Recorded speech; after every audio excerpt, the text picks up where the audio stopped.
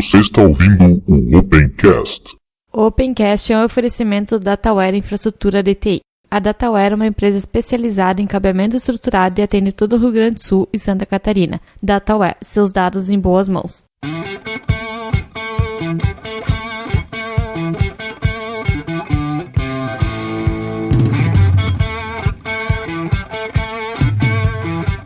Está começando mais um Opencast, o seu podcast sobre tecnologias livres. Hoje, novamente, eu, Ivan e Diego. Tudo bem aí, Diego? Bom dia, boa tarde, boa noite, tudo bem aí, beleza? Mais uma semana comprida. Mais uma semana comprida aí, e vamos para mais um episódio, né? Espaço da comunidade. E no espaço da comunidade deste episódio, vamos falar um pouco aí dos comentários, que e-mail a gente não tá tendo, né? Mas, para você que quer participar do espaço da comunidade, mande um e-mail pra gente no endereço opencast@tecnologiaaberta.com.br. Mande mensagens no Twitter, que o nosso Twitter é @tecnologiaaberta, né? Não tem o A no final. Ou então comente no episódio mesmo, que a gente vai poder conversar já no próprio comentário, ou depois aqui quando a gente falar, ler o seu comentário no episódio. Mas antes de ir pros comentários, eu quero lembrar para vocês que nós temos aí a nossa loja com alguns produtos na área de cabeamento estruturado e mais algumas coisas de informática para você poder comprar e colaborar com a gente. Temos a nossa loja lá no Vitrine Pix, que tem algumas camisetas e canecas. E também agora, de uma maneira um pouco diferente, nós temos alguns produtos com a nossa marca no site do GeoLinux, né? Na GeoStore. Lá então a gente só vai ganhar comissão na GeoStore para os produtos que sejam nossos da nossa marca, que vão estar todos os links aí para vocês poderem acessar e fazer suas compras. Bom, agora vamos para os comentários no site, lembrando que eu tô sozinho aqui porque eu não consegui marcar com o Diego ou com nenhum outro dos nossos participantes pra gente poder gravar os comentários. Então, para economizar tempo e poder gravar e largar o episódio em tempo, né, eu estou fazendo essa leitura de comentários sozinho. Vamos lá então, primeiro comentário, Vinícius Bittencourt Rodrigues Nikelli, acredito que seja assim que pronuncia o último sobrenome. Ele disse apenas uma errata sobre o contínuo da Microsoft. Ao menos pelo que eu li, ele não precisa necessariamente de uma dock. Pode utilizar teclado e mouse e Bluetooth e conectar ao monitor via Miracast. Temos aqui também outro comentário referente ao contínuo do Ramires. Ele disse: olá amigos do Opencast, o que vocês falaram sobre o contínuo foi sobre a mal falada apresentação do Elite X3 da HP, um smartphone apresentado toscamente pela HP na MWC 2016. Tão mal apresentado que deixou todo mundo confuso, um hardware monstruoso para nada. O recurso que eles demonstraram de Remote Desktop existe até app oficial da Microsoft para Android e iOS. O contínuo da Microsoft foi apresentado em outubro no lançamento Lumia 950 e ele não tem absolutamente nada de processamento na nuvem. Puxão de orelha. Vamos se informar um pouquinho melhor antes de especular tanto sobre uma tecnologia, seja ela nova ou não. Ele postou alguns vídeos pra gente dar uma olhada, inclusive de um brasileiro. E eu, vou ler todo o comentário e depois fazer meus comentários sobre ele.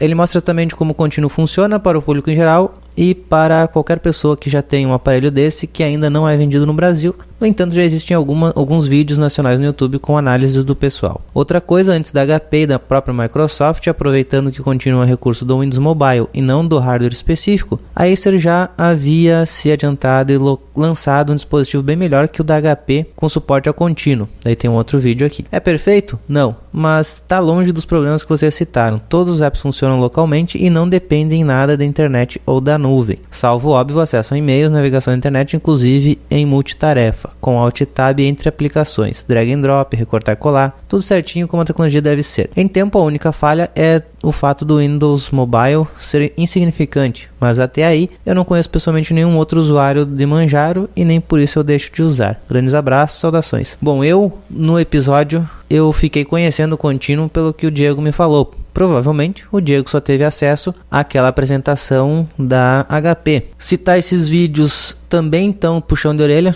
Aceita o nosso puxão de orelha, pra gente não conhecer essa tecnologia, mas o próprio vídeo do brasileiro ali também tem um baita de um puxão de orelha, pois ele disse que o contínuo era uma coisa nova, quando na verdade a Canonical já tinha mostrado isso há muito tempo e outros Linux também já tinham mostrado isso há muito tempo mesmo. Quando a Microsoft nem pensava em fazer algo parecido com o contínuo, já existia alternativa livre para isso, ou melhor, o contínuo é uma alternativa às soluções livres, né? Não somos só nós que falamos sem nos informar totalmente sobre as tecnologias, novas ou não. Quanto ao resto, realmente deu para ver que não tem nada de execução na nuvem, tudo é executado no próprio telefone. Pelo que os vídeos que eu assisti, que foram deixados aqui, é isso mesmo que me deixou a impressão. Não há nada de nuvem na história. Bom, Ramires e Vinícius, obrigado aí pelas considerações. Com certeza aí vão ajudar a gente a melhorar um pouco o nosso conhecimento sobre o Continuum, embora eu acredite que nem vai chegar a ser utilizado em pela grande massa. Vamos para o próximo comentário então. Ricardo Jurzik Pinheiro. Gente, sou ouvinte do podcast, meus parabéns pelo trabalho bacana de vocês. Muito bom, recomendo sempre que possível. Mas vejam só, também sou um dos bandidos que cometem o retrocomputaria. E foi muito bom ouvir o Diego nos citando. Bacana saber que vocês nos ouvem. Dos 5 meliantes, 4 são entusiastas de software livre e a maior parte do processo de gravação e edição é feito em ferramentas livres. Gravamos hoje no Google Hangouts, que é mais fácil. Baixo no YouTube DL, edito no Audacity e uso alguns scripts em Shell que usam SOX, Normalize, Lame e outras ferramentas para normalizar. Comprimir dinamicamente, gerar no MP3, etiquetar, colar imagem, subir para o servidor e ainda gerar e postar no YouTube. Depois, se quiserem trocar alguma ideia a respeito, só mandar um e-mail. Eu sou entusiasta do Arch Linux, Fedora, Mint e CyanogenMod. Caso queiram chamar para gravar, será um prazer. Abraço, Ricardo. Bom, Ricardo, o ouvinte mesmo, tá? Vou ser bem sincero, é o Diego. Eu não lembro de ter ouvido algum episódio do Retrocomputaria, mas o Diego tá sempre citando vocês aí, né? Volta e meia algum episódio ele tá citando vocês. Dizer que o Hangout é mais fácil, eu discordo, porque nunca dá certo aquele negócio. A gente já tentou até quando deu uma pane aqui com os nossos equipamentos, com todos os programas que a gente podia usar para gravar, eles deram pane e nós tentamos usar Hangout de novo, já depois de muito tempo, e ele continua a mesma porcaria, funciona só quando quer, do jeito que quer. Então, YouTube a gente descarta totalmente.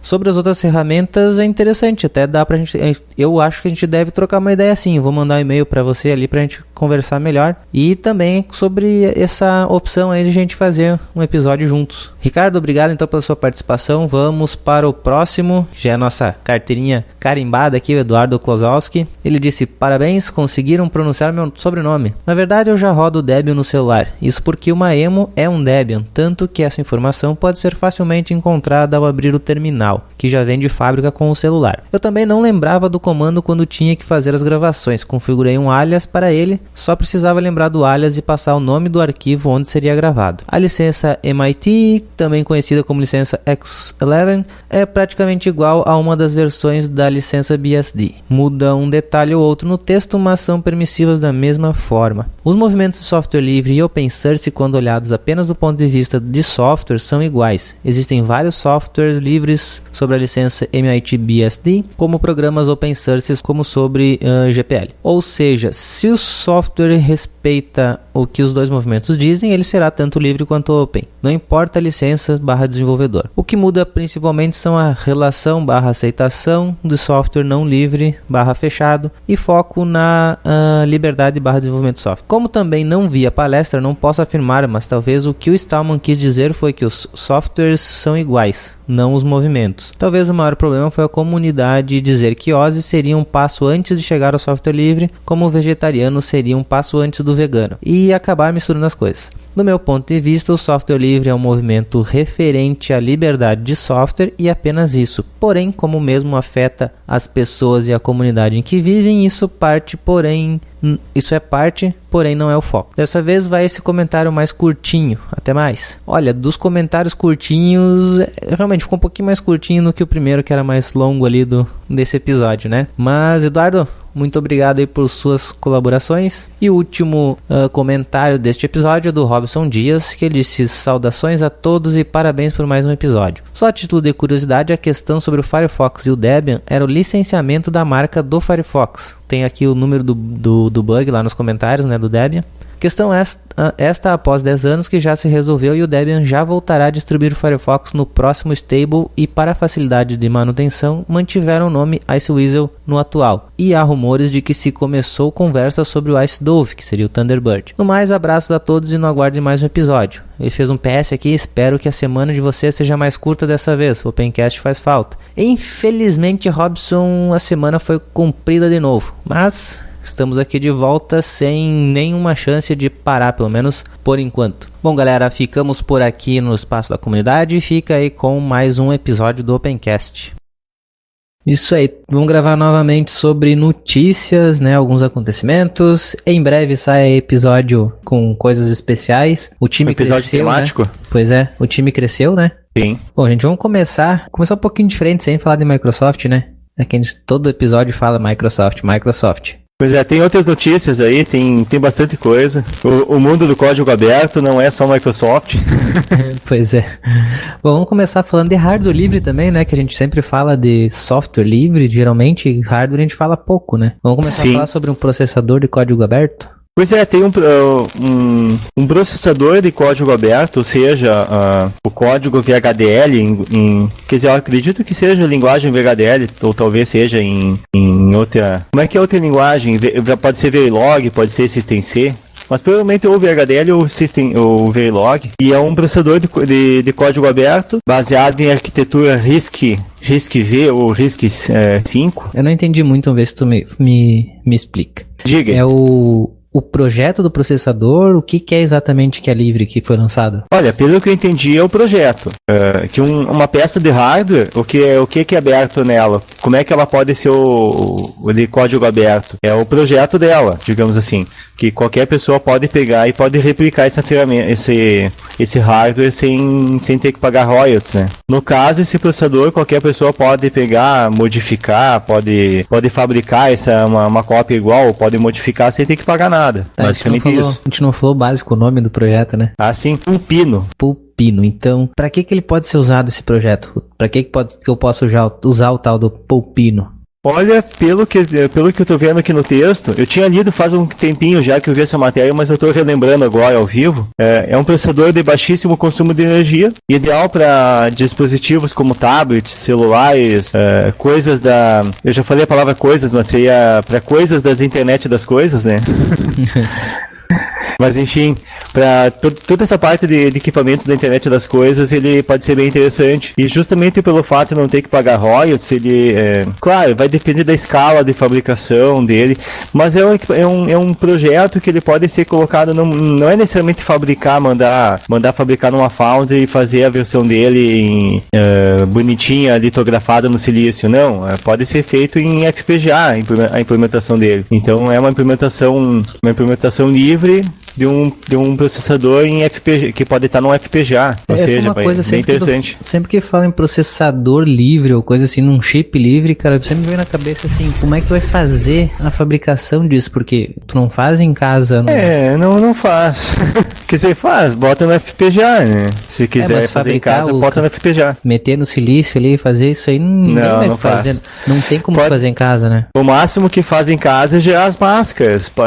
Se a pessoa utilizar softwares, o ferramental de software necessário, e esse tipo de software não é complicado, são basicamente duas grandes empresas no mundo, e a terceira grande empresa já é bem menor que as duas primeiras, e é só essas empresas aí que tem esse tipo de software, e saindo fora disso não tem muita coisa. Tem alguma outra coisa a nível acadêmico que normalmente são de código aberto, as ferramentas acadêmicas, ou pelo menos de acesso gratuito, mas elas são muito aquém do que a tecnologia das ferramentas proprietárias, né? E é porque é uma área, assim, é o nicho do nicho, é um tipo de ferramental que é só quem projeta e pouquíssimas pessoas projetam esse tipo de hardware, né? Então não é como projetar uma placa PCB, é uma coisa muito mais baixo nível. Tu disse antes ali que seria ideal para celulares ou coisas assim que usasse bateria, né? Porque ele tem baixíssimo consumo de energia. Mas será que um celular, será que ele tem capacidade para rodar o que um celular, digamos assim, não precisa nem ser high-end, mas um middle assim conseguiria fazer, será?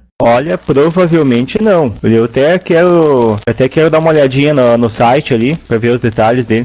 Claro, como a implementação ela pode ser alterada, então a pessoa pode melhorar o processador. Mas aqui eu entendo na página do projeto, pegando mais informações a nível mais detalhado. É um processador de 32 bits, ou seja, já não é aquela coisa assim, estado da arte. E parece que eles chegaram a fazer a litografia dele, fazer um teste. Eu não estou encontrando aqui, mas eles fizeram a versão fabricação ASIC dele, ou seja, realmente fabricar em processo de 65 nanômetros, ou seja, um processo antigo já, bastante antigo de fabricação. Eles fizeram em janeiro desse ano, eles mandaram fabricar, nem que seja um protótipo, mas eles fabricaram para provar que o sistema funciona, né? Que o processador funciona. É isso que eu também sempre fico pensando, às vezes eu vejo hardware livre, geralmente é coisa ultrapassada, o que realmente é livre, né? Apesar que 65 nanômetros é uma tecnologia, ela, digamos assim, ela é ultrapassada se tu pensar num processador de celular, em um equipamento de alto desempenho. Mas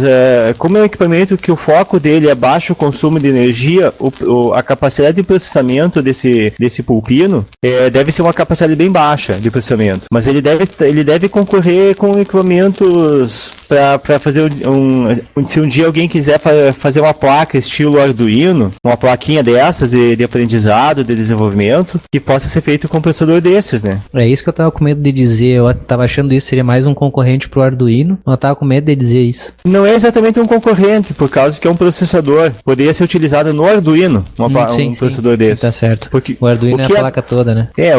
O que é aberto, o que tem o código, digamos assim, o código aberto no Arduino, é o projeto da placa, mas o processador, no caso, o microcontrolador, ele é fechado, o código dele é fechado, os chips que estão na placa Arduino. Enfim. E esse daí acabaria libertando o Arduino se tu fosse usar ele. Exato, aí poderia chamar. Eu tive colegas do mestrado que diziam assim, não, o Arduino não é livre, porque o processador dele é fechado. E de certa forma a pessoa que falava isso estava certa. Sim, é verdade. Ou então ele seria parcialmente livre. Aí eu concordo melhor. Aí fica mais exata a descrição. Mas daí ele não seria GNU, né? O Arduino... Achamos mais um culpado pela morte do GNU, então. Pois é. Mas enfim, é interessante que tenha projetos desse tipo, né? Isso aí provavelmente se dá ao fato de existirem ferramentas que, por mais que sejam limitadas, essas ferramentas acadêmicas que permitem fazer... E o que eu chamo de ferramenta? Todo o ferramental de software de CAD para fazer o projeto de processadores, de chips. E são ferramentas tipicamente que são apenas duas empresas que controlam no mundo esse tipo de ferramentas, que é a Synopsys e a Cadence. Então, estão na mão dessas duas empresas quase todos os ferramentais de projeto e simulação de chips, assim, toda a parte de software para projetar um processador é feito basicamente nessas duas ferramentas. E se não é essas duas ferramentas, são ferramentas próprias das empresas que fabricam. Por exemplo, a Intel ela tem equipes de desenvolvimento de software que trabalham justamente nessas ferramentas. Elas utilizam ferramentas da Synopsys e da Cadence, provavelmente, mas alguma parte do processo deles, aquelas partes mais sensíveis do processo, eles fazem eles mesmos. E engraçado que o processo de fabricação, ele tem os arquivos do processo, os arquivos eles são abertos, não são arquivos fechados. Por mais... É uma coisa de certa forma irônica, mas os arquivos utilizados em todo o processo de desenvolvimento de um chip, eles são abertos, esses arquivos. É isso que permite que as ferramentas tenham um intercâmbio, não fica tudo numa ferramenta só, né? Que pode ser uma parte do processo é feita na ferramenta de uma empresa, outra parte é feita na outra ferramenta, outra parte o pessoal desenvolve in-house a ferramenta.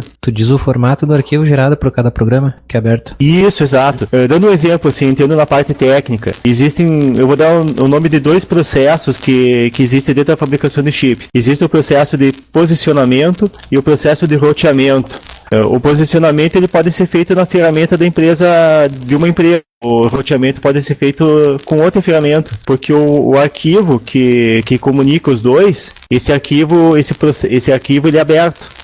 São arquivos texto e a especificação desse formato ele é aberta, é conhecida pela academia. Isso eu até posso trazer futuramente, posso trazer mais detalhes a respeito disso aí. Legal, cara, seria legal trazer. Vou ter dar uma estudadinha aí, foi uma coisa que eu vi há um tempo, já faz algum tempo, e eu não utilizei isso.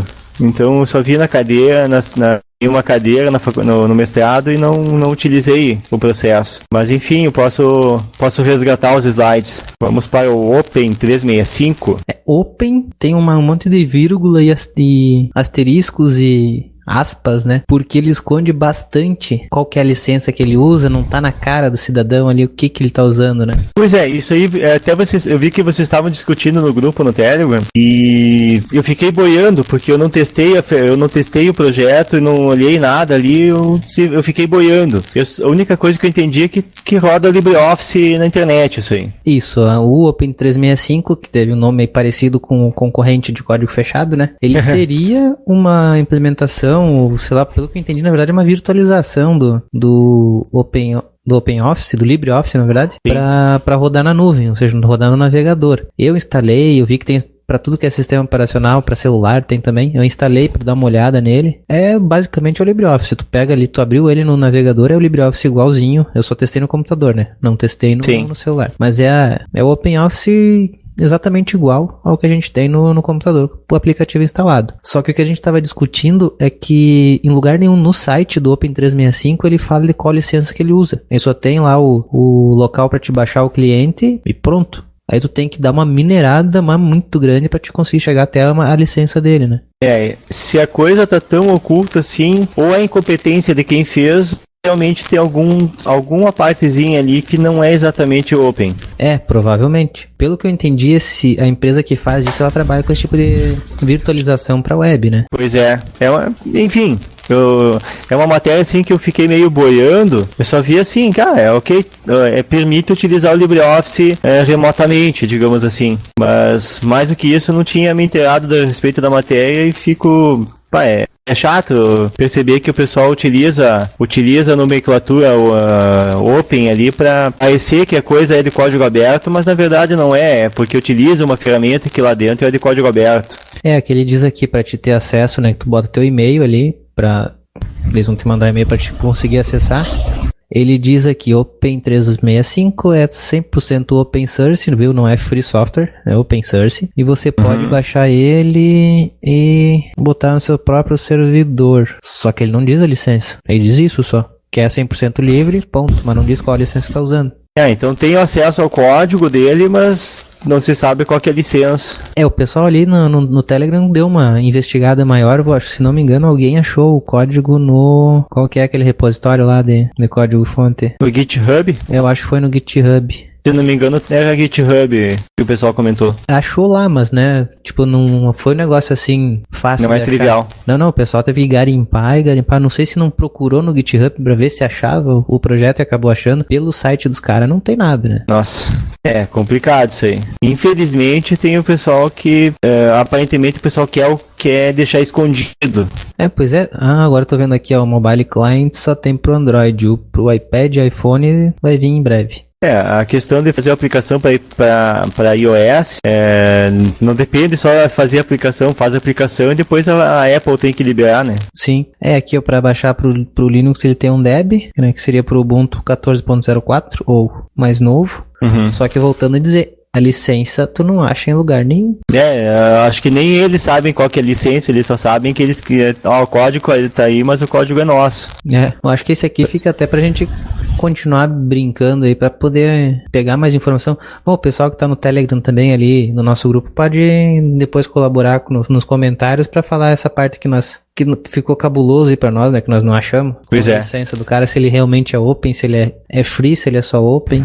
Muito provavelmente apenas open, né, até porque eles propagandeiam com a palavra open, né. Sim, claro. Pode ser por desconhecimento também, né, mas eu acredito que não, é por malandragem mesmo. Muito provavelmente. Mas enfim, vamos para a terceira notícia do episódio aí. A Mozilla tá procurando um novo lar, uma nova casinha, quer fazer a mudança de local do Thunderbird. Pois eles querem continuar com a política deles de concentrar o desenvolvimento do Firefox. Estão tentando achar um dono, acho, né, pro Thunderbird. Não é só hospedagem, né? Estão entregando para adoção. Isso aí. Cara, é estranho, cara. Eu gosto tanto do Thunderbird. Eu sei que o pessoal gosta bastante agora de usar webmail e tal, mas eu não consigo usar webmail. Mas acho que o projeto ele não vai morrer. Alguém vai pegar isso aí. É um projeto grande. Sim, tem interessados. Acho que tem 2 interessados maiores, né, em manter o projeto. manter o projeto assim, os arquivos dele ou a manutenção dos arquivos? Tudo. O desenvolvimento? Tudo, até o desenvolvimento mesmo. Ah, interessante. Porque acho que a gente já comentou isso aqui em outros episódios, que eu não vou lembrar o número. Tem muita empresa usando o Thunderbird pra ser largado assim também, né? Ele é uma coisa assim que o usuário doméstico pode não utilizar mais tanto, mas a nível da empresa é bastante utilizado ainda. E é bastante utilizado e não tem perspectiva de parar de utilizar. Quem tá oferecendo um novo lar é o Software Freedom Conservatory, que é a mesma casa do Git, do Boost, do QEMU e mais outros projetos, e mais uma grande gama de projetos. E também a The Document Foundation, que é a casa do LibreOffice. Ou seja, o LibreOffice tá chamando para morar junto aí, fazer um puxadinho. Sim. Seria uma boa casa. E faz todo sentido que seja integrado ao LibreOffice, seria bem interessante. Não só ter a mesma casa, mas quem sabe haver no futuro uma integração. Pelo que eu tô vendo aqui, o que eles procuram nessa nova casa, não é só hospedagem, né? Não é só o hosting. Sim. Tem o host, tem o build, os testes, os fóruns de discussão, lista de e-mails, mas também tem a parte de arrecadar fundos, gerenciar as reservas financeiras, né? Ah, com certeza. Mas eu acho que as duas casas candidatas aí são interessantes aí. Mas eu tendo a achar que a do LibreOffice é melhor.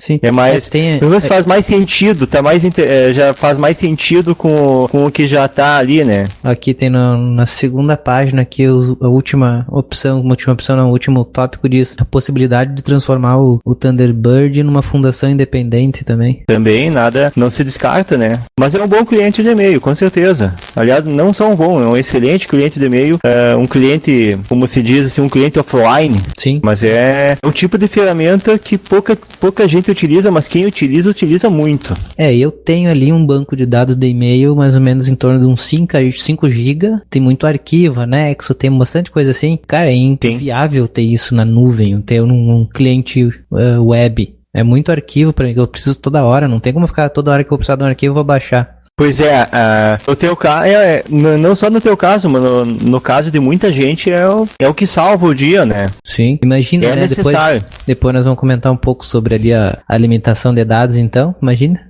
Se bota a limitação das franquias, aí tamo fodido. Pois já fazendo aquele spoiler que todo mundo sabe que não qualquer conversa, qualquer rodinha de conversa na parte de tecnologia vai falar desse assunto, e não só na parte de tecnologia, até as vovozinhas estão falando disso. Sim, né? Vai parar o WhatsApp, quer dizer, o WhatsApp também, outro spoiler, né? WhatsApp parou, né? Parou, mas voltou, vamos ver até quando. Eu espero que em breve consigam aí até fazer coisas novas pro Thunderbird, porque não tem muito o que fazer, na verdade, também, né? É mais manter funcionando bem o que já tem. Porque o cliente de e-mail não tem muito o que inventar. Não, a nível de recursos não tem o que agregar recursos. E-mail como ferramenta é uma coisa muito estável já. As pessoas utilizam da forma que ele está feito há décadas. Digamos assim. Porque o protocolo praticamente não mudou nada, mudou algum encapsulamento de segurança para transferência, né, criptografia, assim, mas não tem muito mesmo o que fazer. Muda detalhes, assim, mas a forma de se utilizar um cliente de e-mail é praticamente a mesma há 20 anos, quase. Sim, claro. Mas enfim, essa parte de e-mail, o que poderia eventualmente ser feito num futuro distante, se haver uma integração com o LibreOffice. Isso seria interessante. Eu também não vejo muita integração para se fazer. Botar lá a opção salvar e enviar por e-mail? Né? Nem que seja isso. Mas já é alguma coisa, né? Já tá redondinho essa funcionalidade. Claro, é uma coisa que não seria impossível de fazer isso sendo projetos separados. Poderia haver uma integração mesmo sendo projetos separados, mas tendo dentro da mesma casa, a coisa pode andar junto, né? Talvez o editor HTML ficar incluso no LibreOffice. Também não tem muita coisa. Enfim. Bom, vamos para a próxima então. Meet App Inventor. Tem uma versão em português. Cara, por acaso esse aplicativo é feito pelo Meet mesmo? Boa pergunta. Eu acredito que sim. Pelo que eu vi, deu a entender que sim. Mas o Meet talvez seja só por causa da... É que eu não sei agora também se é por causa do Meet ou por causa da licença que ele utiliza. A licença... Da instituição de ensino. Ele foi criado na instituição... No Meet mesmo, no local Meet, com a licença MIT. E aí um brasileiro agora traduziu essa ferramenta para facilitar o uso. É uma ferramenta que já tem o intuito de ser de fácil uso para fazer criação de aplicativos. Então, agora com a tradução dessa ferramenta para a língua portuguesa, a tendência é que fique mais acessível para brasileiros criarem aplicativos para Android de forma mais fácil. O Meet, então, esse App Inventor, ele é para facilitar o desenvolvimento de aplicativos pro Android, né? Só para Android. Eu acredito que seja só para Android. Tá, eu não fui muito a fundo aqui. Eu confesso que quando saiu a notícia eu fui ver, achei interessante, só que eu entrei no site, eu achei ele tão feio que ele me tirou a vontade até de continuar pesquisando. O App Inventor?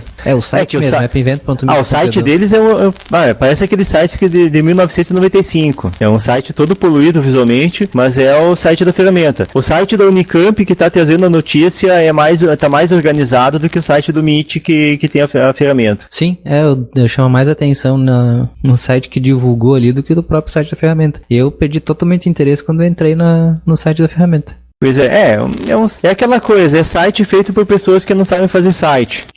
O foco dessas pessoas é fazer o aplicativo, facilitar o uso de programadores, mas essas pessoas são programadoras, não web designers. Não, digamos assim, não tem cores erradas, mas dói ali tu olhar esse site, parece que é mal organizado. Tem um videozinho do YouTube ali, tem imagens, mas parecem estar escondidas, sabe? Tá lá no final, o que mais importa tá lá no final do site. É verdade. Tá mal feito o site. Parece. É tipo o site dos departamentos de universidade, assim, aquele site que fica dentro do site da universidade. Tipo o site de professor, de disciplina de física, sei lá. Aquele site que é tudo bagunçado, tudo jogado, feito com os GIF animados de 1995. Aquela coisa bagunçada. Os tutoriais também mostram umas telinhas tão feias, cara. A interface do aplicativo parece bem interessante, que é aquela coisa de arrastar e juntar bloquinhos, né? Sim, parece aquele como se fosse um Lego de ensinar a criança a programar. Ele parece bem aquele. Isso é muito semelhante. A primeira coisa que eu olhei isso aí, nossa, me lembrou na hora aquela ferramenta para ensinar as pessoas a programar. E eu acho que talvez seja até seja esta ferramenta, uma versão aperfeiçoada, digamos assim. Verdade, pode ser mesmo. Porque é exatamente o mesmo look and feel da ferramenta, o mesmo visual de como é que conecta os bloquinhos, assim, a estética dos blocos, que é bem possível que a ferramenta que ensinava a programação também era do Meet, e eles pegaram essa interface da ferramenta e aplicaram para fazer aplicativos de Android. Cara, sem querer falar mal, mas já falando, nos screenshots dos aplicativos aqui dos tutoriais, ele tá com os ícones do Android 2.3, cara. Olha o lado bom, funciona para versões antigas do Android. Sim, eu sei porque eu tenho celular com Android 2.3 e são os mesmos ícones, cara. Pois é. Eu tenho, mas não uso mais. Eu tenho o celular ali, mas não tô usando, né? Olha, pelo menos tu tem um backup aí, um backup que ainda dá para rodar coisas mais aplicativos, um pouco mais recentes. Que o meu telefone de backup, se o meu telefone cair no chão e quebrar, eu tenho um Nokiazinho que roda Symbian, que ele foi comprado há 10 anos atrás. Não, eu tenho um Xperia U e um Galaxy Nexus. Esses são os reservas. E tem um antigo ali, que é o que tem o ícone antigo ali, que é um ZTL, que eu não lembro nem o modelo dele. Vixe. Eu tenho esse Android, esse Nokiazinho velho aí, ele funciona, tá com uma bateria de um outro aparelho, não dura quase nada a bateria, mas se ligar ele botar um chip ainda funciona. Só que não tem aplicativo nenhum pra ele que funcione hoje. Aliás, ele rodava aplicativos em Java? Não só em Java, como aplicativos em Symbian, feitos em C++. Inclusive eu conseguia rodar eu conseguia rodar SSH, o PUT. Eu conseguia rodar PUT, eu conseguia fazer extensão SSH, Telnet, através do Nokiazinho. Aproveitando que a gente começou a falar de Androids, hein? Vamos pra próxima notícia já. Ah, sim, fazendo gancho. Isso, já vamos falar sobre Android N com janelas. Pois é, interessante isso aí. É o único recurso Com certeza tem outros recursos no Android N, mas o que se destaca é a possibilidade de se utilizar em modo janelas o Android N. Lembrando que não é um recurso, digamos assim, ele não está na versão oficial. Tu não vai ver o modo janela do Android N nos celulares, nos tablets que vierem com essa versão do Android ou que forem atualizados para essa versão do Android. Provavelmente não. É um recurso que provavelmente o Google está pensando em ativar quando o Android for colocado, por exemplo, num computador. Porque existe a versão x86 do Android que ela pode ser instalada em computadores normais, por exemplo, num notebook. E é justamente parece ser justamente a ideia de suprir já que o Chrome OS ele tá para morrer, vai deixar de existir, enfim, não tá em cima, subiu a janela, subiu o telhado, como dizem, né? Subiu o telhado e tá para morrer, né? O Chrome OS e o Android N com a opção de janelas, ele é um bom candidato a ser um sistema operacional para notebook, para substituir o Chrome OS. Essa opção de janelas ali, ela tá escondida, né? Deixa bem claro que ela não tá assim na cara do desenvolvedor, tem que saber as manhas para habilitar ela. Ela tá com a barra de títulos muito grande, com o botão de fechar muito grande, ícones muito grandes, ou seja, não tá pronta, tava escondido por algum motivo, né? Mas tá lá no código. Tá lá, se tá lá é porque eles pretendem melhorar, né? Pode ser até que seja um recurso que o Google estava testando e deixou ativado ali por falha, muitas vezes. Pode ser até por acabou passando, mas como estaria oculto, acharam que ninguém fosse ativar o recurso, enfim. Mas não é algo que vai ser, muito provavelmente isso não vai ser utilizado nos aparelhos.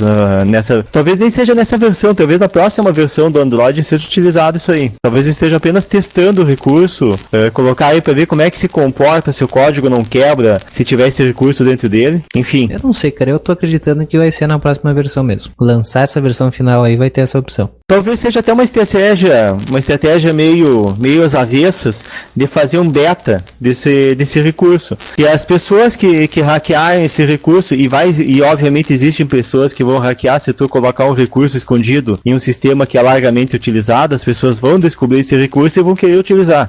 E vão ser justamente as pessoas que vão testar e vão ver, vão passar um feedback pro Google dizendo, isso aqui funciona, isso aqui não funciona. Então, quem sabe já seja uma forma de refinar esse recurso para uma próxima versão. Posso estar falando besteira também, né? Sim. Não, mas vamos ter que esperar aí até os lançamentos do Google I.O. Quando sair, vamos ver o que sai, né? Se realmente vão mostrar isso daí como opção ou não, vão deixar escondido, né? Pois é.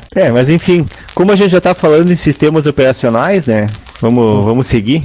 Sim, vamos falar da versão mais bugada de todos os tempos da última semana do Ubuntu.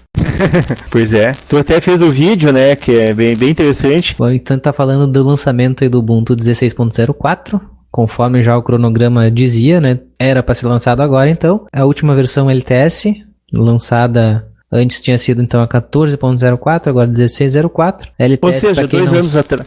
Isso. 2 anos atrás, né?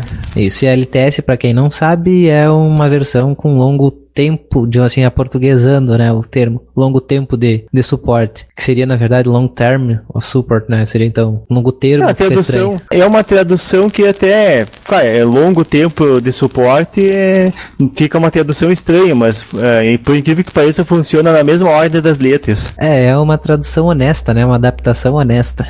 Mas é o que diz, é o que significa que ao longo de 5 anos vai ter atualizações. Ao contrário do que algumas pessoas também que eu vi lendo, que não é a versão estável.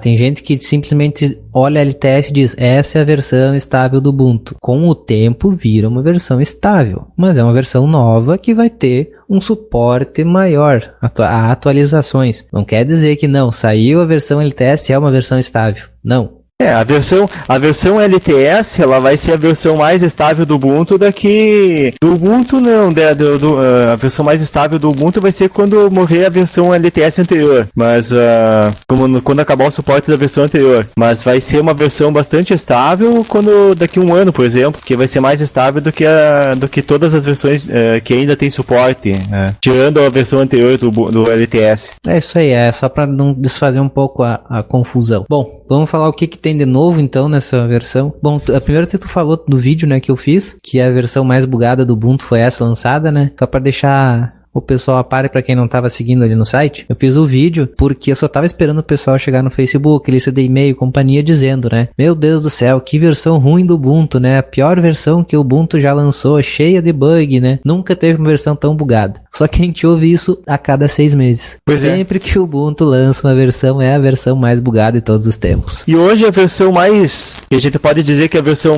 menos bugada é a versão 12.04 LTS, que ainda tem suporte. Aham, sim. Ainda tem suporte, de certa forma ainda está suportada. Até o ano que vem. Até o ano que vem, mais um ano ainda. Ou seja, tem mais um ano ainda para fazer a transição. E é uma versão que tá há 4 anos já em utilização, então já tá bem redondinha. A versão 14 já tá bem redondinha também agora, então já tá bem estável a versão 14. E ainda tem mais 3 anos de utilização de suporte da versão 14. Ou seja, não precisa atualizar agora. Dá para esperar um tempinho para atualizar para 16, aí até ela estabilizar um pouco mais. Isso aí tem a ver também com um comentário, uma anotação que eu deixei aí na pauta, que o calendário de releases da versão 16 indica que, acho que em agosto, agora em agosto vai sair a versão 16.04.1. Ou seja, o primeiro abre aspas service pack, fecha aspas, do Ubuntu, dessa versão vai sair. Aspas bem grandes, né? Cara, Exato. Isso aí também, eu vou ter que fazer outro vídeo pra falar disso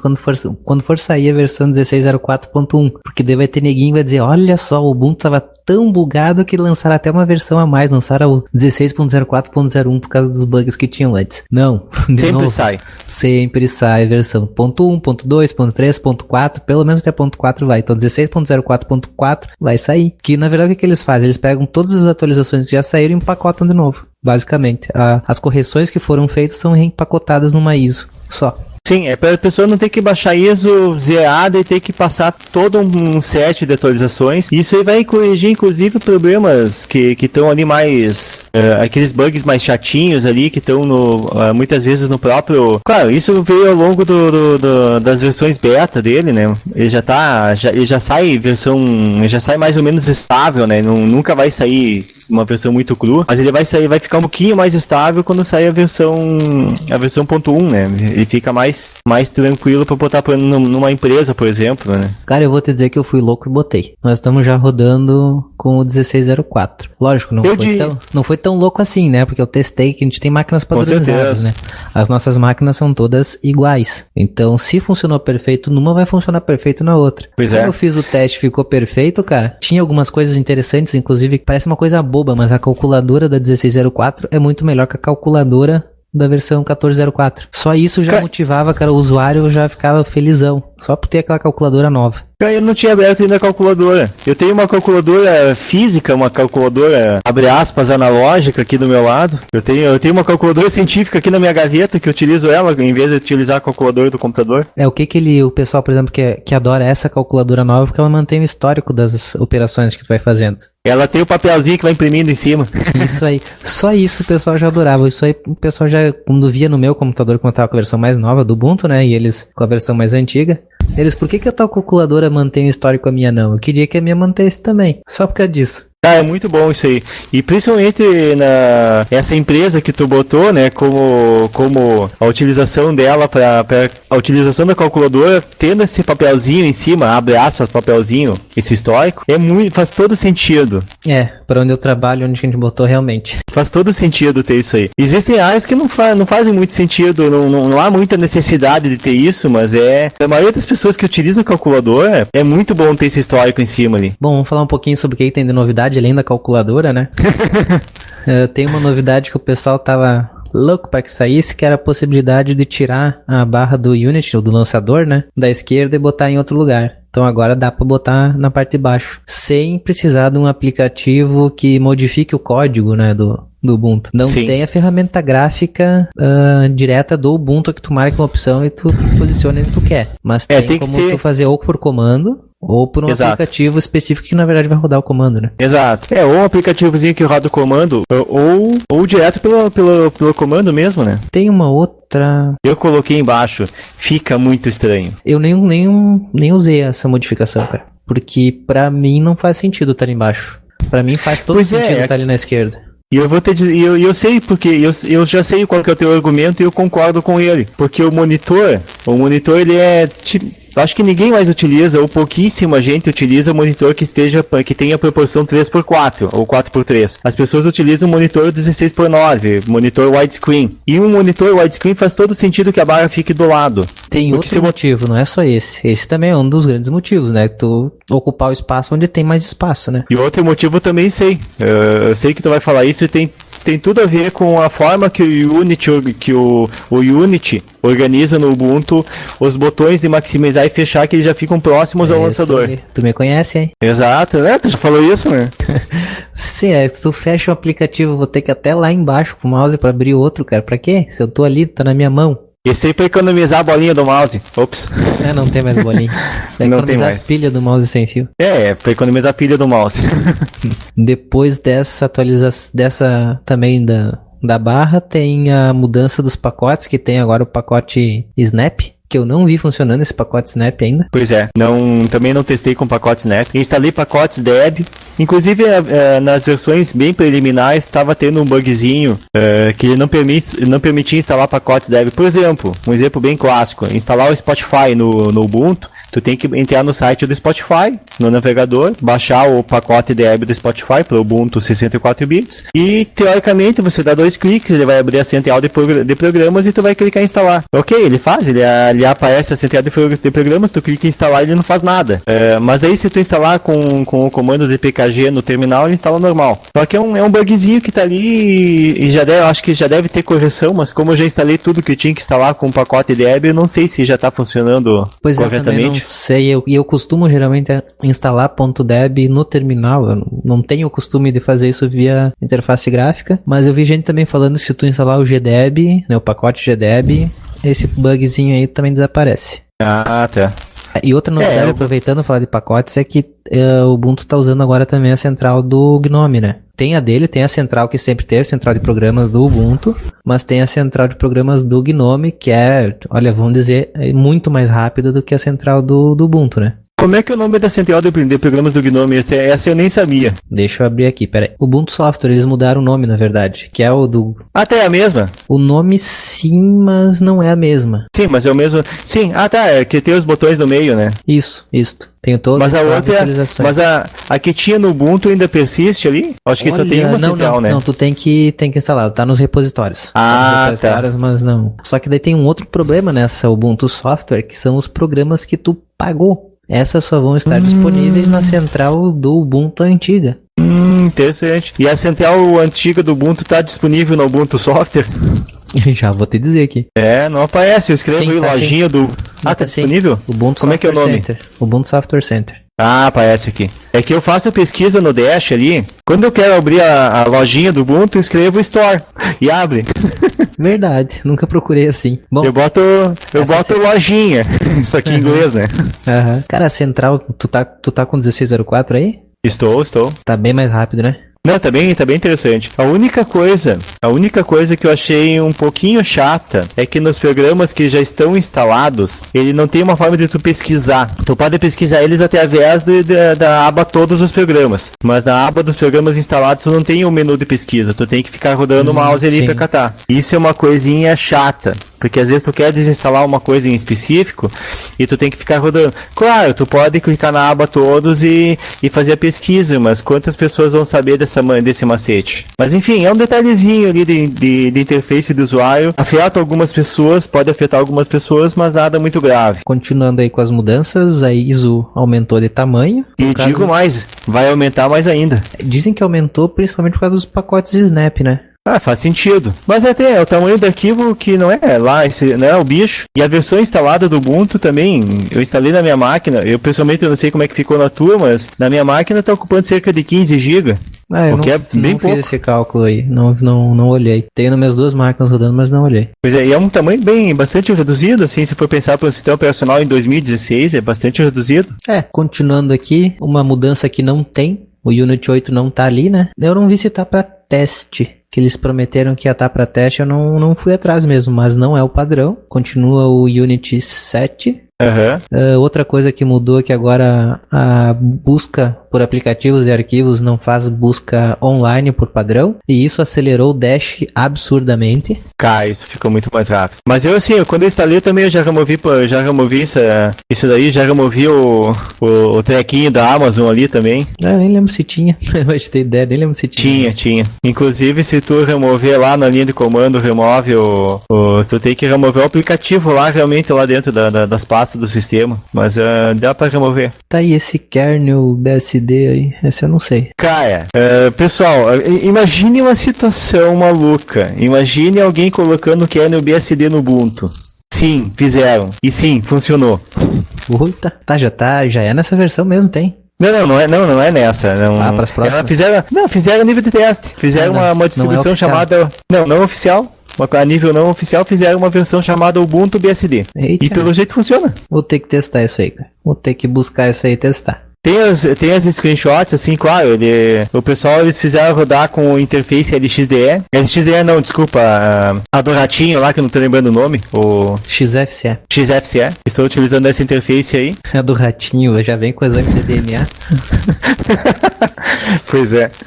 Não, é que eu tava olhando os screenshots e não tem o nome da interface nos screenshots, mas eu olhei pro botãozinho do menu do screenshot, não, é a do ratinho.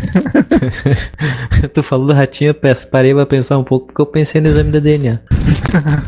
Não, mas é que é assim, ó, eu terminei o mestrado, então eu já tô desaprendendo a achar os botões do controle do Datashow, já tô começando a chamar a interface gráfica, esse aqui é do ratinho, então até quando eu terminar o doutorado, eu desaprendo totalmente a utilizar o Datashow, né? Voltou, eu já desaprende a engolir saliva, vai ficar babando. Também. Não, eu já não consigo localizar o botão de freeze, o botão de congelamento no Datashow. Eu tenho que ficar olhando pro controle e catando o botão. Então imagina. Bom, não sei se tem mais alguma coisa pra falar sobre o Ubuntu. Olha, essa versão ali que tem kernel BSD, essa versão é a nível... O pessoal quis fazer assim pra fazer uma brincadeira, pra fazer um teste, assim, é uma prova de conceito, né? Pra ver se funciona. E conseguiram fazer funcionar. Tem uma outra noticiazinha dessa versão do Ubuntu, acho que não tem mais notícia, não tem a respeito de outras versões e outras notícias correlacionadas a Canonical aí, né? Pode mandar ver. Pois é, tem uma notícia aí que, como eu já tinha dado um spoiler aí, que vai ficar ainda maior o instalador do Ubuntu. Hoje o instalador do Ubuntu, ele ainda é possível fazer a instalação usando o pendrive de 1 GB. Isso vai passar para pendrives de 2 GB na próxima versão. Ou seja, não quer dizer que a instalação vai ser de 2 GB, mas vai ser necessário pendrive de pelo menos 2 GB para fazer uma instalação do Ubuntu. E eu digo até que é pouco. Até que é pouco. Eu já esperava assim que já fosse 2 GB e que fosse partir para uma instalação assim, ó, daqui para frente só pendrive de pelo menos 4 GB. Se tu pegar o Windows no 7 é 3 ponto alguma coisa, eu acho, se não me engano. Ou é 2 ponto alguma coisa, não lembro agora. Boa pergunta. Ou é 3.2 ou é 2.3, é uma coisa assim. Eu vou dizer que eu tinha baixado o Windows 10 do site da Microsoft, veja isso, em dia, pra ver se tava um outro recurso lá que a gente vai falar mais adiante. E a imagem, eu sinceramente não lembro o tamanho da imagem, mas era mais ou menos grandinha, mas não era tão grande assim. Nós temos a versão Open, ou é 2.3 ou 3.2. Que daí tu baixa a imagem também, né? Pra não ficar dizendo aí que a gente tá baixando por BitTorrent. Não, aqui a gente tem a imagem Open é só digital, né? Tu baixa do site da Microsoft. Ah, sim. Não, essa imagem mesmo. Realmente, disponível. Acredite se quiser, em 2016 é possível entrar no site da Microsoft e baixar uma ISO do Windows. Acredite se quiser. Claro que se não botar a licença, ele só vai funcionar por 30 dias. Mas dá pra baixar. E por incrível que pareça.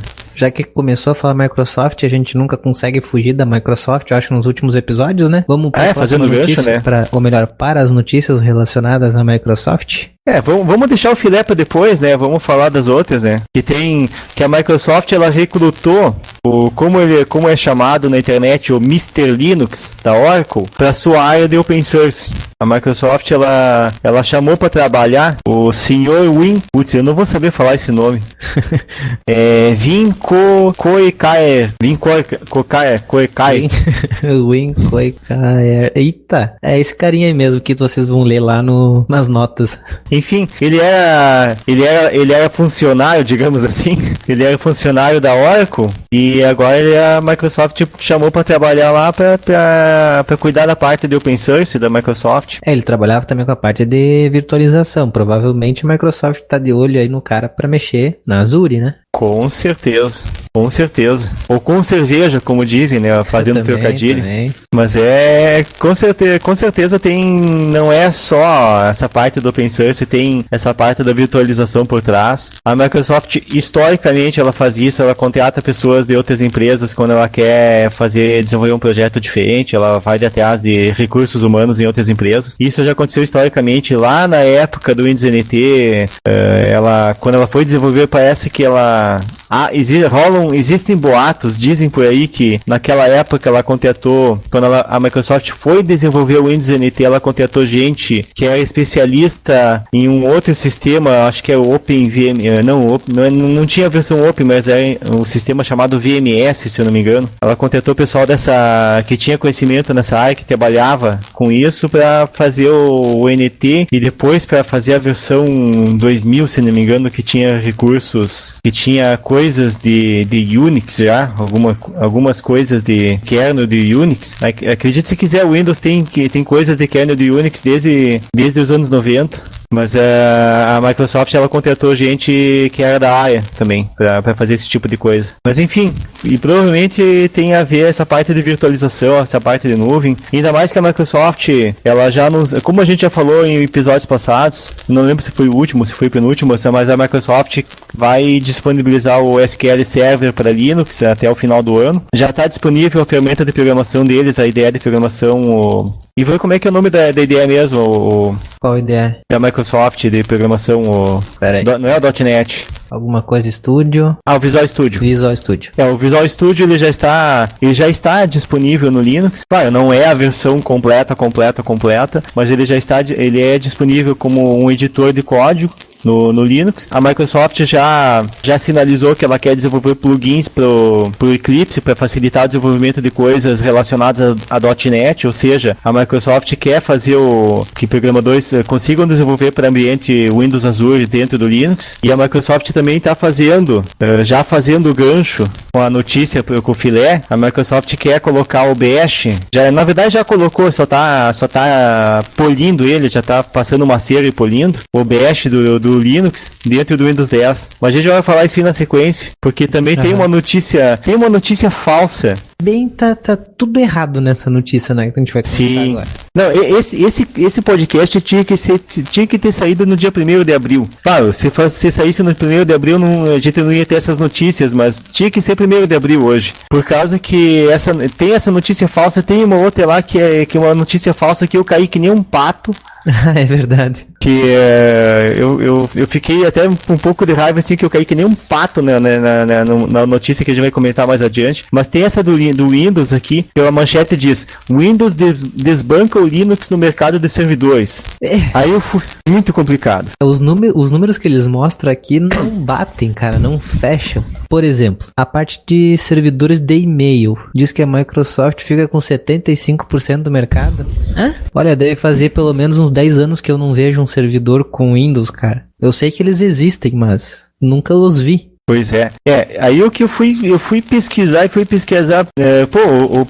o cara que escreveu a matéria, né, vamos dar nome aos bois, né? Claro. O Fernando Meirelles, que não é o diretor de cinema, da Fundação Getúlio Vargas, né, de São Paulo, e eu fui atrás do perfil do cara, fui dar uma stalkeada no perfil do cara, e cheguei inclusive no currículo Lattes do cara, e fui no currículo Lattes que eu fui perceber, eu fui entender o que acontece. O cara, se tu olha no currículo Lattes dele, é uma matéria atrás da outra, e são essas matérias, não são artigos científicos, são matérias estilo magazine, assim, estilo revista, tipo que nem a gente faz o podcast, a nível de divulgação apenas, e dezenas e dezenas de matérias falando bem da Microsoft, falando mal do Linux, e dá a entender que ele tem financiamento, que ele recebe financiamento da Microsoft para fazer pesquisas na área, que ele já trabalhou para para a Microsoft, inclusive, isso tá no WhatsApp dele. Então dá a entender que ele continua recebendo algum tipo de financiamento para falar bem. É muito estranho. Tipo, não existem provas de que ele tá recebendo esse financiamento, mas ao que tudo indica, sim. Cara, mas é assim, se tu lê toda essa pesquisa, digamos assim, dele, simplesmente não fecha. Tu não faz o menor sentido. Cara. Tu não vê no mercado em empresa nenhuma, nem pública, nem privada, o que ele tá dizendo ali. A coisa é absurdo do que ele tá falando ali. E outra, ele não diz muito fonte, né? Ele só diz que é isso, ponto. Pois é uma coisa totalmente anticientífica. Ele escreve assim, inventa da cabeça dele o texto ali e bota como ali. Diz aqui, ó. O início já diz tudo errado. De acordo com pesquisa anual do uso de TI realizada pelo professor Fernando Meirelles, da Fundação Getúlio Vargas, ou seja, não é a Fundação Getúlio Vargas que fez a pesquisa, é o tal professor Fernando Meirelles que fez a pesquisa, que trabalha na Fundação Getúlio Vargas. Pois é o tipo de coisa assim que a pessoa tá recebendo dinheiro e a pessoa faz uma pesquisa tendenciosa. Infelizmente existe esse tipo de coisa, né? Digamos assim, é o lado ruim de ter financiamento em pesquisas. Não é errado a pesquisa ter financiamento, mas o errado é o financiamento da pesquisa em enviesar o resultado da pesquisa. Quer ver outra coisa também? Olha só, nos aplicativos como Excel e e-mail, a Microsoft tem domínio absoluto. Mas lógico, o Excel é delas. Não é nos aplicativos de planilha eletrônica que eles falam, não, ele tá citando um aplicativo específico. Cara, repete essa frase, isso aí não faz o menor sentido. Veja, a Microsoft é líder em Excel. Isso, nos aplicativos como Excel e e-mail, a Microsoft também tem domínio absoluto. Mas é lógico. É óbvio que a Microsoft vai ter domínio absoluto no texto está escrito como Excel. Então poderia ser suítes Office de forma geral. O Microsoft Office ele ainda é bastante utilizado. Sim, eu concordo. Só que também tem aquele negócio, tipo, o que tem a ver com servidores? Pois é, a pessoa vai instalar o Excel no servidor? É isso mesmo? Tá tudo errado. Como eu disse, tá tudo errado. Tu começa a ler e tá tudo errado digamos, entre aspas, bem grandes, né, na pesquisa do tal professor, como é que é o nome dele mesmo? Fernando Meirelles, que não é o diretor de cinema. Não, eu queria dizer que a Microsoft tem 75% do mercado e o Google Mail com cerca de 5%. Se ele me viesse com a coisa invertida, eu até acreditava. Agora, esses números...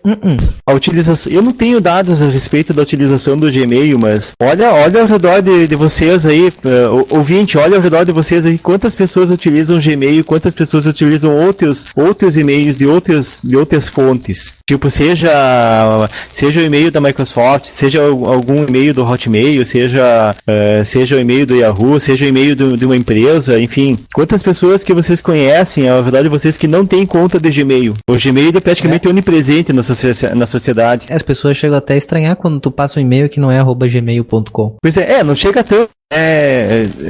Tu vê assim, é um número muito significativo. Eu não sei dizer quanto, assim, talvez seja a minha percepção de profissional que tá na área de TI, mas tu vê assim, ao redor, assim, quase todo mundo tem conta Gmail. Talvez não seja a conta principal da pessoa, mas a pessoa às vezes tem 2, 3 contas de e-mail, mas uma delas é conta Gmail. Sim. Bom, a gente tá com o tempo já estourado, vamos dar uma aceleradinha. Vamos correndo, né? Porque a gente não chegou nem no filé ainda, né? Pois é, vamos pra notícia, digamos assim, mais... Isso, sobre Microsoft ainda, né? A gente continua na Microsoft. A gente já deu uma pincelada, a gente já deu spoiler, né? É o tal do Bash no Windows 10. Fizeram um Wine ao contrário, né? Pois essa altura do campeonato, quem tá escutando aqui já sabe que a Microsoft vai usar, talvez não saiba a data, mas parece que até o final do ano vai sair o Windows 10, uma atualização do Windows 10 que vai incluir um subsistema Linux feito pela Canonical que vai permitir a utilização de um Bash Linux dentro do Windows. Se você não sabia disso, a gente pode dar uma pausa aí no podcast para tirar o cérebro que tá grudado no teto, mas é isso mesmo. Pois é, o que ele faz até agora, né? Até o Aprígio postou um vídeo aí, depois vamos botar o link do vídeo. A gente tem que colocar esse vídeo aí. Mas basicamente seria o Shell, comandos do Shell, ls, não só ls, lógico, né? Mas os comandos que tu tá acostumado a ver no Shell, fazer Shell Script, por exemplo. Hoje tá bem limitado, mas... Bom, eu vi o Aprígio botando ali até entrando na configuração do Grub, pra te ter ideia, no Windows. Até a gente tava se perguntando assim, pra que tem GRUB dentro do Windows ali, dentro de um, abre aspas, emulação. Será que na verdade o GRUB, não é o GRUB que gerencia a inicialização do Windows 10? Hein? Será? Aí já acho que é um pouco difícil de ser. Imagina que louco se for. Quando vê todo mundo descobre que era o GRUB. Nossa, mas enfim, o funcionamento, como tu já deu a dica, a implementação do Windows 10, do subsistema Linux dentro do Windows 10 é praticamente um Wine ao contrário. Ou seja, o que roda de Linux dentro do Windows 10 é feito tradução da API do Linux para o Windows. Ou seja, os binários de Linux funcionam através de uma tradução da API do Windows. No caso, o Windows faz a tradução dessa API de Linux para permitir a utilização de binários Linux dentro do Windows. Ou seja, mas restritos ao BASH ali. Ou seja, é muito difícil que seja possível rodar algo gráfico, né? Até eu gostaria muito de testar se é possível rodar uma aplicação através de X remoto, como é que está a utilização do GCC ou do G++, ou seja, a compilação de programas em C e C++ dentro do BASH, porque aparentemente isso aí vai ser possível. Eu gostaria muito de testar essas coisas. O caminho é esse. Como é muito mais fácil até para a Microsoft desenvolver isso do que o pessoal do Wine fazer esse desenvolvimento, né? Com certeza. Para a Microsoft, para o Canonical em si, o código tá ali, é mais fácil tu traduzir. Não precisa fazer engenharia reversa para isso, né? Não, e a Microsoft terceirizou. A Microsoft pagou para a Canonical e a Canonical entregou uma ISO para a Microsoft. Tá aqui o sistema, bota rodar. Sim. Uhum. Basicamente isso.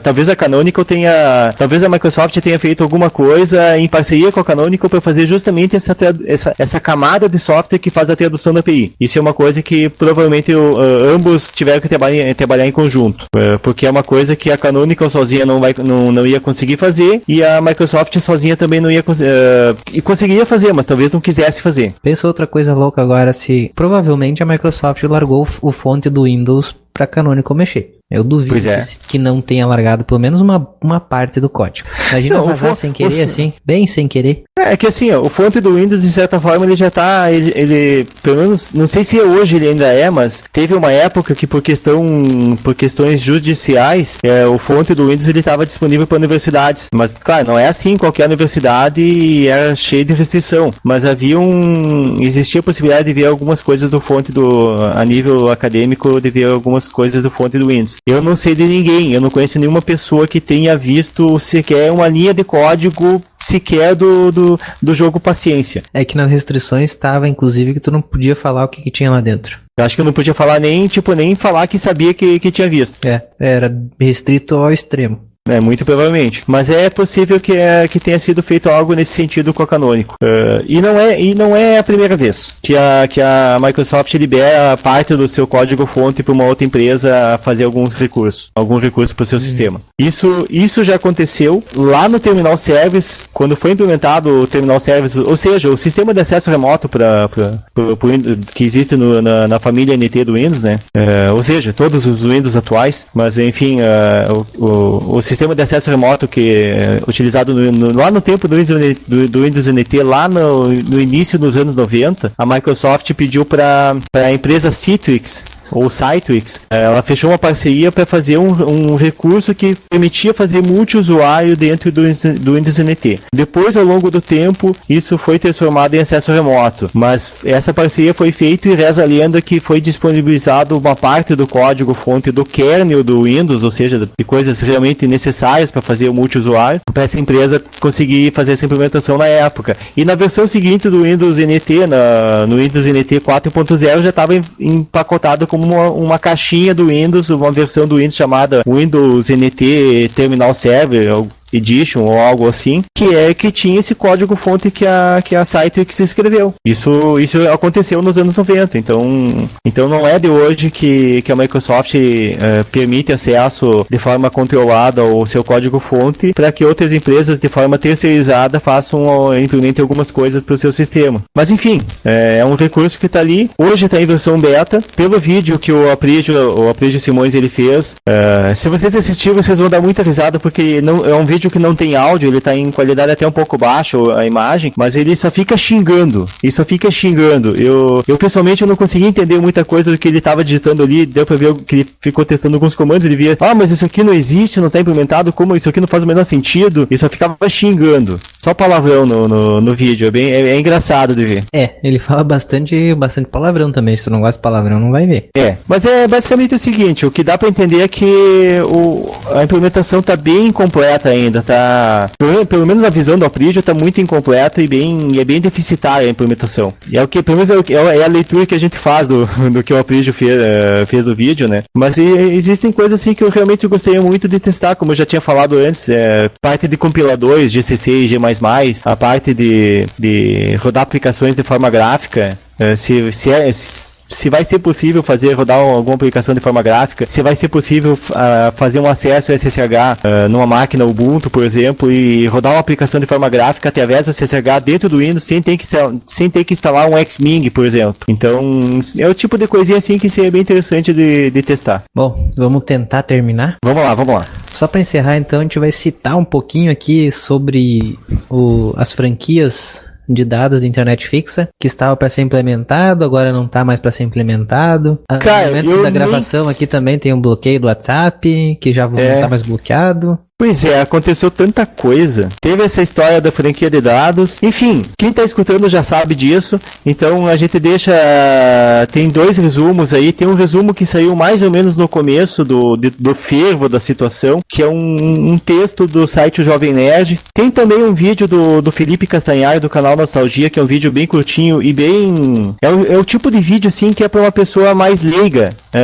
Saber entender o que tá acontecendo. Então se vocês querem apresentar o problema da franquia de dados da internet fixa, pode apresentar esse vídeo do Castanhari, por exemplo, uma pessoa leiga. Não é pra vovozinha ver, porque o canal do Castanhari é voltado para adolescentes, então não faz muito sentido. Mas são explicações que dão um resumo do que aconteceu na situação. E tem um resumo um pouco mais atual, aliás, bem atual, que é dessa segunda-feira, dia 2, e no site Inovação Tecnológica, que eles fazem todo um resumão assim do que tá acontecendo e o que pode acontecer a respeito dessa questão do limite de dados da internet fixa.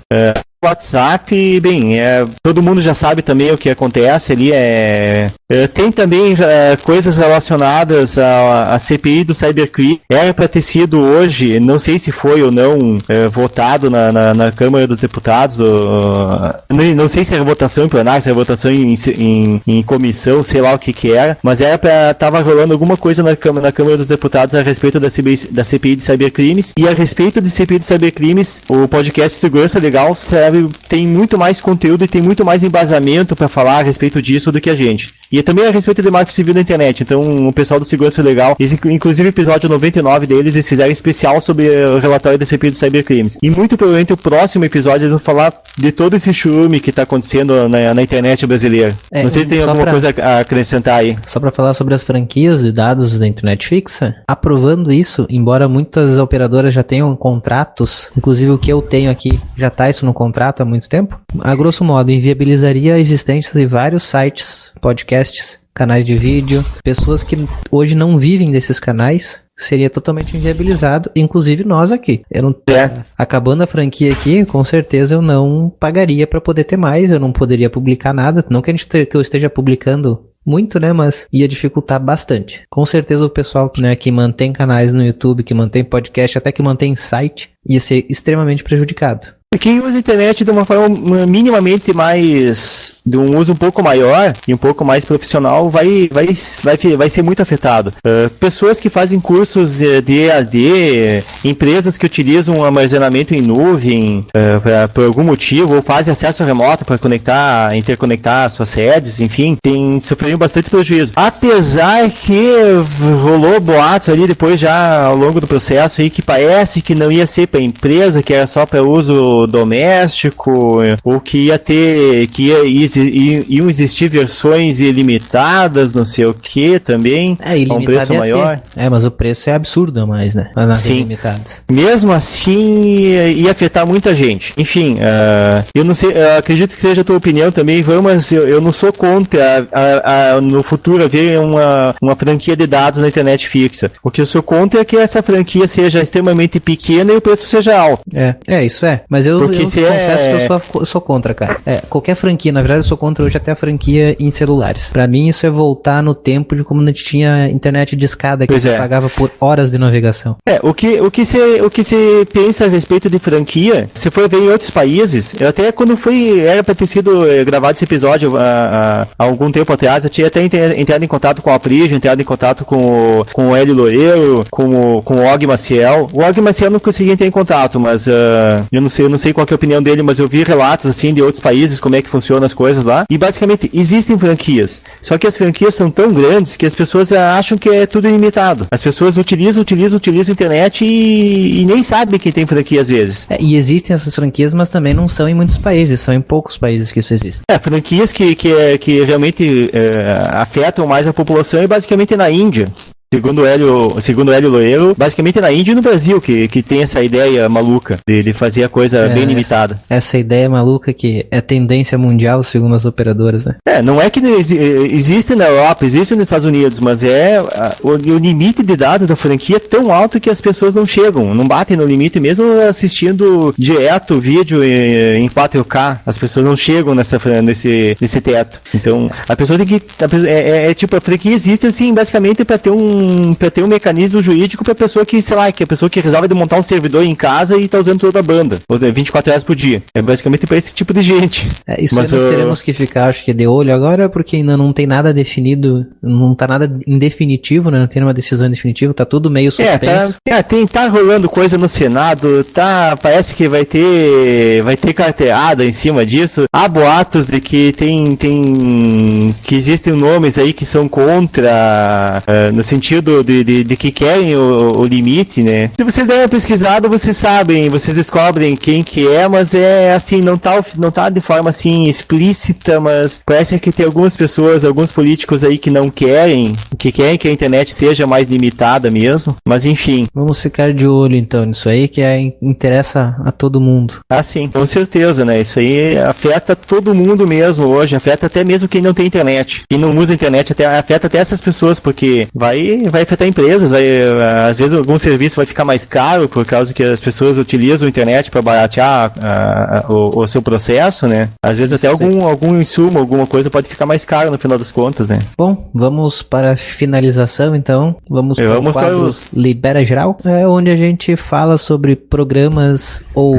hardwares que liberaram seus fontes, e aí a gente começa com a trollada que o Diego acreditou. Essa eu caí que nem um pato.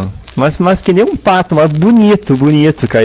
E uma coisa muito básica, eu não fui pesquisar, eu li a matéria assim, parece que, eu li assim, isso aqui parece fazer sentido, e depois no final, e levando o contexto, assim, que quando saiu essa matéria, tinha recém saído a notícia de que a Microsoft ia implementar o OBS no Windows, então, faz sentido. Pode ser que seja uma contrapartida e aí entendo já na notícia, né, a notícia dizia que o macOS X ia ser totalmente open source, e foi publicado no dia 15, ou seja, faz cerca de 20 dias aí que saiu essa notícia. Será que falamos no site? Fala, pode falar. Vamos dar nome aos bois. Até ali esse site sim parecia interessante, mas eu comecei a olhar assim, não gostei muito do site. Um site chamado Terminal Root. Os caras pegaram uma notícia, pode ter sido pode ser que eles também tenham caído que nem um pato, né? Essa notícia de que o macOS X, ou seja, o sistema da Apple para desktops, ele ia ser open source, mas 100% open source, foi uma notícia de 1º de abril do site da Apple, de um site interno da Apple lá, foi uma notícia de 1º de abril. Aí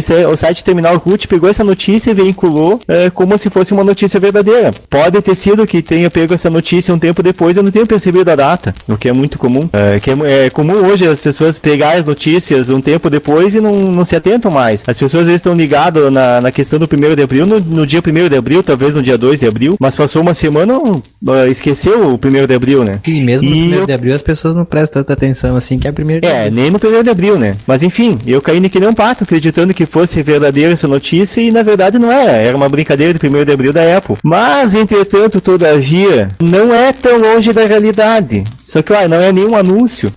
E isso foi o Aprígio que nos alertou. Muitos dos elementos do macOS, eles já são open source. Aí a gente vai deixar o link ali da notícia e, infelizmente eu não tenho mais o link, mas muitos dos elementos do macOS X, eles já são open source. Poucos elementos dentro do macOS que não são.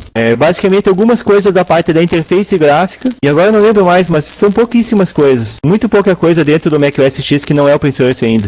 Realmente, tem partes inclusive que o Linux usa, né? Sim, e um exemplo bem clássico é o sistema de impressão, o CUPS, o sistema de impressão que é utilizado dentro do Linux há muito tempo, que é uma coisa que foi a Apple que desenvolveu. Tem muita coisa dentro do macOS que já é open source. O próprio kernel, ele é open source porque ele é um kernel BSD. Inclusive existem implementações do macOS, de certa forma assim, abre aspas, uma implementação open source do macOS, digamos assim, totalmente aberta, né? Mas claro, obviamente não vai rodar os aplicativos do Mac por causa da API gráfica ali, né? Da interface gráfica, né? Porque não tem exatamente a mesma API. A API não tá open source. Então é um libera, mas não é um libera, tá quase lá, né? Foi uma trollada de 1º de abril, mas fica ali mais pra noticiar que muita coisa dentro do macOS é open source. Isso aí. E a outra notícia do Libera Geral é a Intel liberou as fontes do firmware do Arduino 101. Tá, mas como assim? O Arduino é da Intel? Deve ter algum chip dentro do Arduino. Ou a Intel deve que ter. A gente não sabia, que seriam fechados. E existem firmwares. Por mais que seja uma plaquinha bem simples, tem firmware dentro dela. E é possível que a Apple... Eu não parei pra olhar direitinho a matéria, mas é possível que seja um chip de outra empresa, mas que a Intel escreveu o código do firmware. Não, tá aqui. É o Arduino 101, né? Que é específico, que ela é uma placa Arduino que inclui hardware Intel Courier. É o chip, é o processador. O Intel Courier, ele é o processador dessa plaquinha. Então, dentro do processador, ele tem alguns microcódigos ali embutidos, ele tem um pequeno firmware embutido dentro dele, e esse firmware é que foi disponibilizado como open source. Porque bota aqui é o firmware, a parte que faz o correspondente ao RTOS, é o firmware que gerencia atualizações e o bootloader. Isso. Aliás, eu não sei qual que é a licença. Não sabemos qual que é a licença, mas enfim, foi liberado pelo menos como open source, foi liberado o código. Isso aí permite que as pessoas façam correções de segurança, eventualmente se daqui a um pouco descobre que tem um bug nessa implementação, pode ser feita uma correção. Isso aí, do Arduino. É isso do Libera Geral, na verdade é isso. Vamos finalizar agora então com o obituário. No obituário a gente divulga aí os programas que estão encerrando ou o programa em si, ou alguma versão específica que está deixando de ter suporte, né? Vamos começar pelo Mozilla Thunderbird versão 38.2.7. Pois é, ele morreu ou vai morrer? A morte dele é para abril. Já estamos em maio, então já morreu. Outro software que vai ter uma versão dele que vai deixar de ter suporte em breve é o LibreOffice 5.0.6, que vai deixar de ter suporte mês que vem. Então vamos para a próxima. Vamos lá. JunoOS 13.2, eu nem conheço o JunoOS, mas é um FreeBSD da Juniper, também já foi, dia 29/4. Esse FreeBSD da Juniper, a Juniper é uma empresa que fabrica equipamentos de rede, talvez seja até um sistema para colocar dentro de roteador. Concorrente aí da Cisco. Mas enfim, possivelmente o sistema que fica dentro de equipamentos de rede, então fiquem atentos, administradores de TI aí, profissionais que trabalham com a parte de redes, se tiver equipamento da Juniper que tem essa versão ali, atualize o software. Provavelmente vai ter que comprar equipamento novo. Talvez tenha que comprar equipamento novo. Talvez tenha atualização, às vezes tem como atualizar, mas vale dar uma verificada. E por último, a distribuição GNU Linux Parsix, não sei como é que se pronuncia isso também, dia 26/4, 8.10, será que é baseado em Ubuntu isso aqui, pela nomenclatura? Pode ser só nomenclatura semelhante? Eu acho que não, 8.10 é muito antigo, né? É baseado no Debian. É baseado em Debian. É a versão dela, mas talvez a forma de fazer nomenclatura talvez seja semelhante, de botar o mês do ano no final, mas enfim. Isso daí o pessoal até já falando para atualizar os sistemas, né? Quem usa essa distribuição, que eu sinceramente não conheço, é para fazer a atualização então para a versão 8.5. É isso aí. Então se é 8.8, então não tem nada a ver com a nomenclatura do Ubuntu. É só apenas a nomenclatura deles que por acaso é semelhante à nomenclatura do Ubuntu, mas é só acaso mesmo. Mas enfim, então é esse o obituário. Agora lendo, se lá acabou 8.10, 8.2. 8.5, pois é, estou recomendando acho que é 8.5, 8.0 que deve estar. É, exatamente, é 8.0. A 8.0 que morreu e